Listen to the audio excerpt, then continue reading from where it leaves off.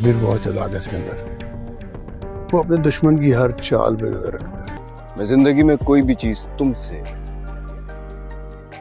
कभी छीन नहीं सकता। मोहब्बत करे तो कबीर खान करे, या वो तुमसे इश्क करता है। इश्क ये सब तुम्हारी बेवकूफी का नतीजा है। उसके अलावा कौन हमें ऐसे रुस्वा करेगा? रिया के जरिए हमसे दुश्मनी निकाल रहा है पापा। कबीर तुम्हें ये नहीं करना चाहिए। देखो, एक बात को अच्छी तरह समझ लो तुम आज, लेकिन साले और साली को बताना पड़ेगा कि बहनोई की जगह घर में भी होती है। दावा करके गया है कि जब उसका दिल चाहेगा आएगा, अपनी बीवी से मिलेगा, बैठेगा, बातें करेगा। किसी का बाप भी उसको यहाँ से नहीं निकाल सकता। मैं चाहता तो नहीं था कि इस बात की नौबत आए। ये सब कबीर ने किया है बाबा। एक वही तो हमारा दुश्मन।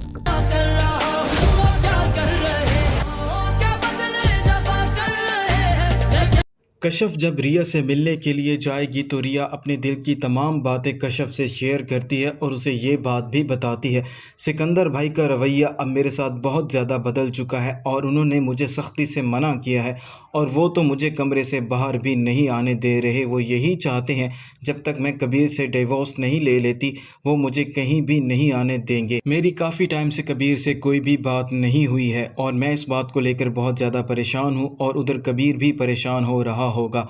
तो कशफ उसे यही बात बताएगी, तुम्हें कभी भी कबीर से तलाक नहीं लेनी चाहिए। तुम ये बात जानती हो कबीर तुमसे बहुत मोहब्बत करता है और तुम्हारे लिए कुछ भी कर सकता है। और कशफ अब अपनी दोस्ती का फ़र्ज़ अदा करेगी और वो जाकर कबीर को सारी हकीकत बताएगी और कबीर ये बातें सुनने के बाद बहुत ज़्यादा हैरान हो जाएगा, क्योंकि कबीर तो यही समझ रहा होता है बहुत जल्द वो रिया को घर वापस आने देंगे, लेकिन ऐसा होने वाला नहीं है। इसीलिए कबीर कशफ से यही बात करेगा, मुझे सिकंदर खान और रस्मा इस बात पर मजबूर कर रहे हैं जो कदम मैं नहीं उठाना चाहता था। इसीलिए कबीर कोर्ट पहुंच जाएगा और जाकर वहां से कोर्ट के ऑर्डर्स ले आएगा और जिसमें यही लिखा होगा कबीर और रिया की अभी तलाक नहीं हुई है और कबीर को रिया से मिलने दिया जाए, क्योंकि कानून कबीर को इस बात की इजाज़त देता है। और वहीं दूसरी तरफ सिकंदर खान बहुत ज़्यादा परेशान होता है और वो अपने दोस्त नुमा दुश्मन वाजिद के पास पहुँच जाता है और वाजिद को जाकर सारी हकीकत बताता है कबीर ने उसे कैसे परेशान किया हुआ है। तो वाजिद जानबूझकर सिकंदर खान को मजीद डराएगा और उसे यही बात करेगा, कबीर खान बाज आने वालों में से नहीं है, वो बहुत ज़्यादा चालाक इंसान है, वो अपने दुश्मन की हर चाल पर नज़र रखता है। इसीलिए तुम जो भी काम करते हो